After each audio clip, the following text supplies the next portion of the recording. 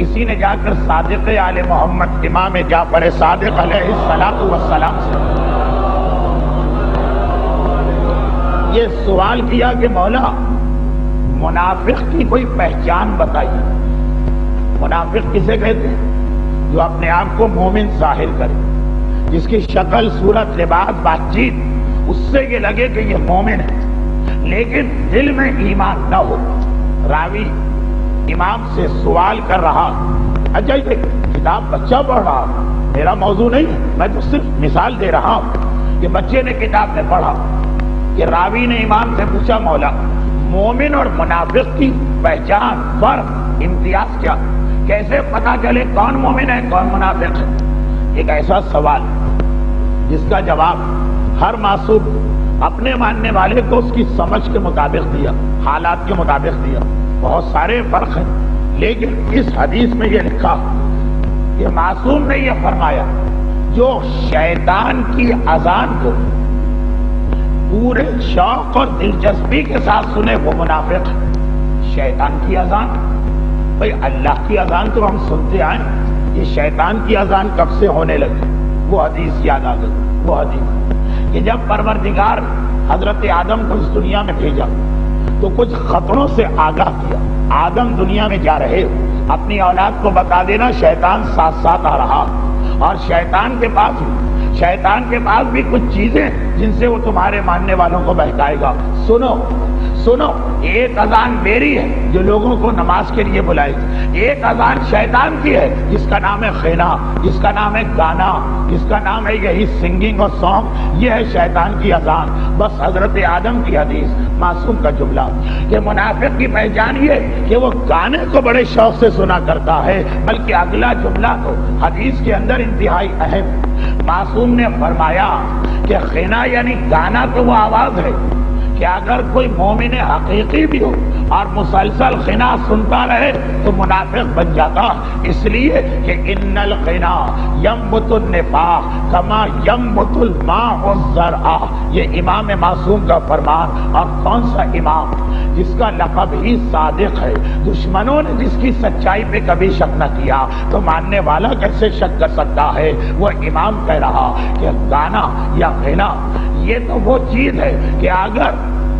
مسلسل اس کو سنا جائے تو گانا دلوں میں نفاق کو پیدا کرتا ہے، اور اس طرح سے پیدا کرتا ہے جیسے بارش ہوتی رہے، پانی پڑتا رہے تو زمین میں سے گھاس اگاتی ہے، زمین میں سے فصلیں پیدا ہونے لگتی ہیں۔ جس طرح پانی بظاہر بنجر زمین، بارش ہوتی رہی، پودے نے سر ابھارا، گھاس نظر آنے لگی، اسی طرح اگر انسان کے کان میں خنا کی آواز پہنچتی رہے، اگر منافق نہیں بھی ہے تو خنا کا کام ہے دل میں نفاق پیدا کرنا۔ خنا کی خاصیت یہ ہے مومن کو منافق بنا دینا۔ اب جو اس نے یہ سنا اور سنا کیا، کتاب میں خود پڑھا، امام معصوم کے حوالے سے پڑھا، گناہان کبیرہ شہید دست غیب شیرازی کی مشہور کتاب، اس میں بھی جا کے اس حدیث کا حوالہ ڈھونڈ لیجیے۔ اب وہ گھر میں آیا پریشان، اب بچہ تو بھائی نہ سمجھ تو بھائی، اسے پتا ہی نہیں کہ باپ اور ماں سے کیا کہا جاتا اور کیا نہیں کہا جاتا۔ اب گھر میں جو آیا تو باپ نے ایک مرتبہ بلایا، بیٹا ذرا جلدی آ، بہت ضروری کام، کب سے میں تجھے ڈھونڈ رہا تھا، کہاں بیٹھا، کیا ضروری کام؟ کہ بھائی آج شب جمعہ، چھٹی کی رات ہے، آج کی رات گزارنا، جلدی سے ویڈیو سینٹر پہ چلے جاؤ اور جو سب سے زیادہ تازہ ترین اور لیٹسٹ ریلیز فلم ہے اس کو لے کے آ جاؤ۔ فلم آ گئی، اب جب فلم شروع ہوئی تو گانے کی آواز سن، گھبرا کے اس نے باپ کو دیکھا، گھبرا کے اس نے ماں کو دیکھا، گستاخ اور بے ادب نظر آ رہا، سوال کرتا ابا اماں ہم لوگ مومن ہیں یا منافق ہیں؟ اب اتنا جو سننا تھا گویا کسی نے بارود کو آگ دکھا دی ہے۔ غیظ و غضب کے عالم میں باپ پیچھے مڑا، کیا کہہ رہا ہے، کیسی گستاخی، ارے ہم نسلوں سے مومن ہیں، ہم پشتوں سے مومن ہیں، یہ تجھے کس نے سکھایا؟ کہا کہ مجھے امام نے سکھایا، امام نے سکھایا، امام کی حدیث میں پڑھ کے آ رہا، میرا آقا اور مولا کہہ رہا کہ گانا سننے والا منافق بن جاتا۔ اور آج کی رات جو شب جمعہ ہے، اب بتائیے 1000 میں سے کتنے باپ ہوں گے سر جھکا کے کہیں گے بیٹا تو نے صحیح کہا، اور کتنے باپ ہوں گے جو اس بچے کی اس طرح سے ٹھکائی کریں گے کہ آئندہ یہ کبھی حدیث کی کوئی کتاب نہ پڑھ لے پائے؟ ابو جہل و ابو لہب، ولید اور عتبہ، ان کے گھروں میں اسلام کے آنے سے جھگڑا ہوا سو ہوا، اس پر ہمیں تعجب نہیں۔ کیسے تعجب ہو جب آج مومن گھرانے میں، محب اہل بیت گھرانے میں، امام کا نام لینے والے گھرانے میں آج امام کی کوئی حدیث پڑھ دیجئے مومن برداشت نہیں کر پاتا ہے، وہاں جھگڑے شروع ہو جاتے ہیں۔ شوہر نے دین کی بات کی، بیوی ناراض ہو گئی، بیوی نے دین کی بات کی، شوہر ناراض ہو گیا۔ کتنے ہی گھروں میں جھگڑے۔ میں اکثر ایک واقعہ بیان کیا کرتا ہوں، 8 سال تو ہو گئے، نتیجہ نہیں نکلا۔ شادی ہوئی، شادی کے بعد کچھ عرصے تک بیوی خوش کہ مجھے بالکل صحیح شوہر ملا، مگر پھر شوہر گمراہ ہو گیا۔